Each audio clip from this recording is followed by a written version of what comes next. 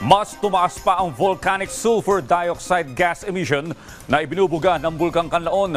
Maliban naman sa magmatic eruption, nakatutok din ang PHIVOLCS sa posibleng lahar flow sa harap na rin ng pagpasok ng bagong bagyo sa bansa. Si Ryan Lesiges sa detalye. Tumataas yung chances talaga ng magmatic eruption. Tuloy-tuloy ang degassing o sulfur dioxide gas emission ng Bulkang Kanlaon. Sa videong ito nakuha ng PHIVOLCS, kita ang puting usok na lumalabas mula sa bulkan. Indikasyon na mataas pa rin ang tsansa ng magmatic eruption o yung mapanganib na pagsabog. Sa pinakahuling datos ng PHIVOLCS, mas tumaas pa ang volcanic sulfur dioxide gas emission mula sa bunganga ng bulkan. Panibagong record na pinakamataas na volcanic sulfur dioxide gas emission ang naitala ng bulkan na umabot sa mahigit 11,000 tonelada kada araw ang ibinugang asupre ng Kanlaon. Malayo ito sa 300 tonelada kada araw kung nasa unrest level ang bulkan. Ang challenge natin sa Kanlaon, wala tayong blueprint, no, ng past magmatic eruption. Hindi natin alam kung paano magpo-progress ang isang magmatic eruption sa Kanlaon dahil hindi pa natin ito nararanasan. No?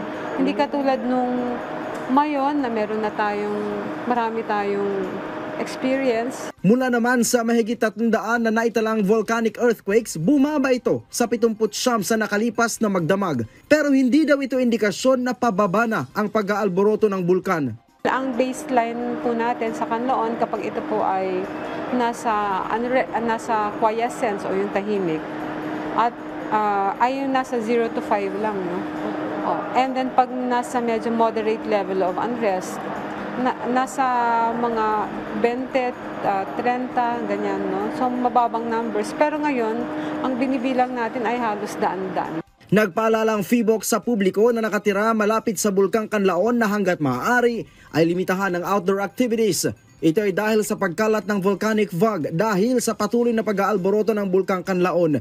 Sa abiso ng PHIVOLCS, kanilang sinabi na kung hindi maiwasang lumabas ay gumamit ng N95 face mask o minom ng maraming tubig para mabawasan ang throat irritation or constriction. Sa ngayon ay may mga lugar na apektado ng sulfuric fumes. Kabilang dito ang Barangay San Miguel, La Carlota City, Barangay Masulog, Barangay Pula, Canlaon City, Barangay Kudkod, San Carlos City at Barangay Inulingan, Moises Padilla. Partikular na pinag-iingat ng PHIVOLCS ang mga individual na may health conditions tulad ng asthma, lung disease, matatanda, buntis at mga bata.